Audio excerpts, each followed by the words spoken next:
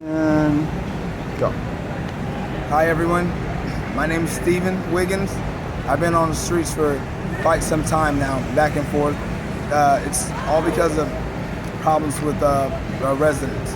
Well, my story in a nutshell is I lived in Cocoa Beach until I was 6. I was taken away from my mom for neglect. We were cycled through the foster care system with different ethnic background homes and foster care homes, and I've been to different centers in Boys Town, and none of them seemed to work for me. I always had some kind of problem. As a youth, I was plagued by ADHD. I took Adderall. I got in trouble all the time, the whole nine. I was always really intelligent. Even when I was in middle school, I think I was reading, writing, and spelling on a college level. My passion used to be books. I love Stephen King books, the really thick ones, and people would be like, there's no way that kid is reading that book. But there was a way. It helped me escape my reality and go somewhere other than a place where people didn't love me or people were just keeping me to get money, and I didn't have my mom and my dad. So what I did was I promised myself that I'd do something with myself other than drugs and neglect my kids. When I turned 17, I went to my family and I found out the reason we couldn't stay there, because it's crazy. All of them hated each other, all of them hated me. We were constantly fighting, arguing, getting locked up. So I left and I said, okay, I'd rather live on the streets than live somewhere where I was unloved. And here's my story. I work, I'll do anything. Any given time, anybody comes up to me with an odd job, cut their lawn, paint, anything, I'll do it. As long as it's, at the end is legal monetary gain, I love it.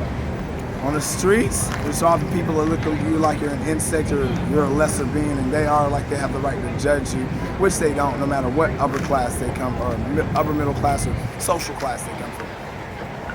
Exactly me, I try not to be judgmental, even though I don't have the right to judge and I don't have a damn thing. Okay, well right now what I'm trying to do with myself is get up enough money. Transportation is my major issue. Transportation is my major issue.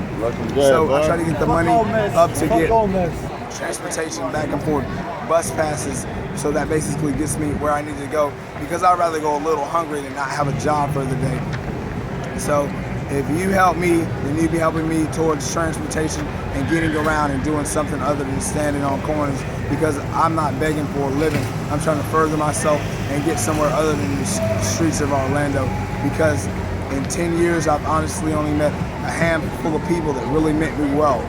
There were at least 20 job offers so far that didn't pan out, from people that were drunk and they didn't really mean well, they were just feeling good. That I called back, I followed up on those job offers, and poof, it was like they never existed. So these people that offer you money or that offer you, oh, just call me tomorrow, the call you tomorrow thing never works, because they're no longer drunk and they're no longer feeling good. And it's hard for people to feel compassion when they're not intoxicated. I don't know why, it's just the South. Well anyways, I thank everyone for listening to my story.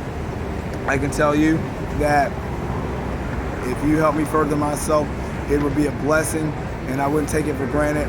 And I never take any of the gifts or ways that people help me for granted. And I love you. Thank you.